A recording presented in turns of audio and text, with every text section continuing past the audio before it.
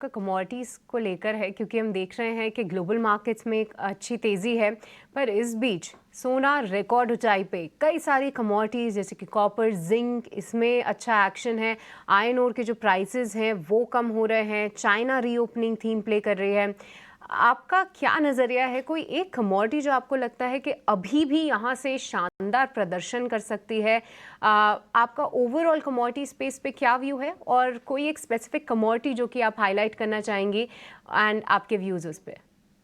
Actually मैं commodities पे कोई व्यू नहीं रखती हूँ बिकॉज़ हम लोग कमोडिटीज़ पे पर से ट्रेड नहीं करते हैं, हम तो मार्केट्स में ट्रेड करते हैं। तो इसलिए मुझे कहना बहुत मुश्किल होगा। But generally US dollar weakening is better for commodities and emerging markets. तो अगर आप कमोडिटीज़ में जैसे रैली देख रहे हैं, इमर्जिंग मार्केट्स में भी हो सकता है फ्लोज़ आएँ। तो एक इसका ये भी कारण हो सकता है कि यूएस मार्केट्स जो हैं, वहाँ से थोड़े फ्लोज़ बाहर की तरफ जा रहे हैं एंड इट मीन्स कि यूएस डॉलर शायद थोड़ा पीक हो गया।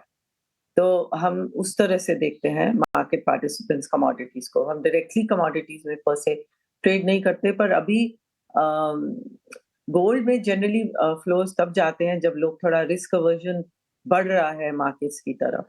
पर वो भी होता हुआ नज़र नहीं आ रहा कि कोई बहुत ज़्यादा रिस्क अवर्जन बढ़ रहा है इक्विटी मार्केट्स में। तो इसलिए मैं इसको ज़्यादा ध्यान से नहीं फ़ॉलो कर रही, तो कुछ भी बोलूँगी तो मेरे को लगता है कि उसमें कोई ख़ास आपके व्यूअर्स को फ़ायदा नहीं होगा। अच्छा पुनीता मैम, एक क्वेश्चन ना मैं थोड़ा मार्केट वार्केट से हट के पूछना चाह रहा हूँ आपसे, क्योंकि आप यूएस में ही हैं और इलेक्शंस का रिजल्ट है।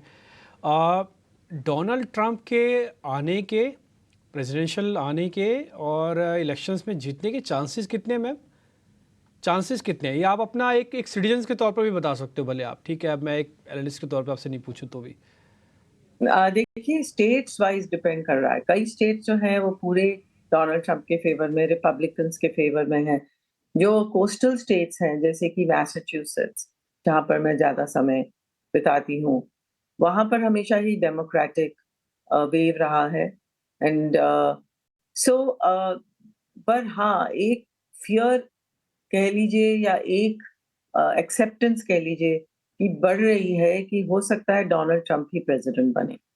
तो उनका जो है चांस वो काफ़ी स्ट्रॉन्ग ही चल रहा है और बहुत टाइट रेस है।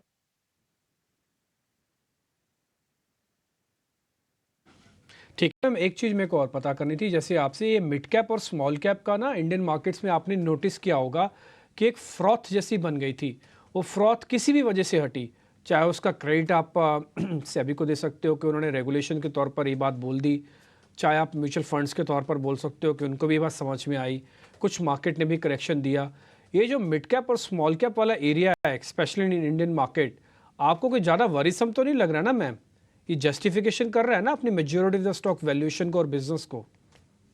नहीं, ये एरिया जो है यहाँ पर वैल्यूएशंस अभी भी काफ़ी हाई हैं और काफ़ी रिटेल इन्वेस्टर्स जो हैं इसी सेक्टर में इंडिविजुअल स्टॉक्स में पैसा डालते हैं क्योंकि उनको यहाँ पैसा बहुत जल्दी बन जाता है उनका।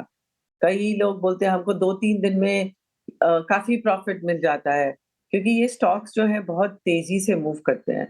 तो इसलिए ये जो एरिया है, इसमें रिटेल इन्वेस्टर्स ही ज़्यादातर जो है फ्रॉड को बना रहे हैं और वही ज़्यादा हर्ट भी होंगे। पर जो म्यूचुअल फंड में भी फ्लोज़ जा रहे हैं, वो भी रिटेल इन्वेस्टर्स से ही जा रहे हैं और खुद डायरेक्टली भी रिटेल इन्वेस्टर्स इन स्टॉक्स में ट्रेडिंग कर रहे हैं। तो ये सेक्टर है एक एक्चुअली ग्रोइंग सेक्टर की यहाँ पर नंबर ऑफ स्टॉक्स बढ़ते ही चले जा रहे हैं, क्योंकि नए-नए कंपनीज़ आईपीओज़ कर रहे हैं, नए-नए कंपनीज़ ऐड हो रहे हैं मिड एंड स्मॉल कैप में और जैसे-जैसे इंडिया की ग्रोथ स्टोरी बढ़ेगी, तो ये सेक्टर जो है यहाँ पर डेप्थ, ब्रेड्थ भी बढ़ेगी। तो यहाँ पर कुछ हमेशा अम, पॉकेट्स अपॉर्च्युनिटीज़ रहेंगी और कुछ जो है वो फ्रॉथी रहेंगी। पर ये एक बहुत ही सेक्टर जो है धीरे-धीरे काफ़ी important element of the market बनने को लग रहा है।